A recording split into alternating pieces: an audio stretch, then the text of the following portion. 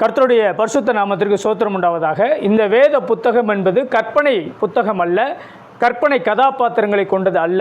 நிஜமாக உண்மையாக நடந்த சம்பவங்களை உள்ளடக்கிய வரலாற்று புத்தகம்.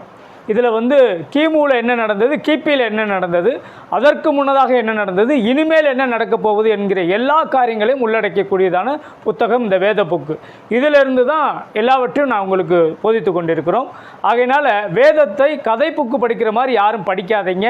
அதை மிகவும் நேர்த்தியாக ஆவியானவரோட துணையோடு கூட நீங்கள் படிங்க. இன்னும் அநேக காரியங்கள் உங்களுக்கு விளங்கும். இதிலிருந்து தான் தூதர்களை குறித்து நான் உங்களுக்கு சொல்ல இருக்கிறேன். தூதர்கள் என்று இப்போ சொல்லும் பொழுது இதெல்லாம் கதையாக விடுறாங்க, ஏதோ விட்டு பேசுகிறாங்க அப்படி என்று இன்னும் நினைக்கக்கூடாது. வானமும் பூமியும் படைக்கப்படுவதற்கு முன்னதாக, மற்ற எல்லாம் படைக்கப்படுவதற்கு முன்னதாகவே ஆண்டவர் சில தூதர்களை, அநேக தூதர்களை படைத்திருக்கிறார்.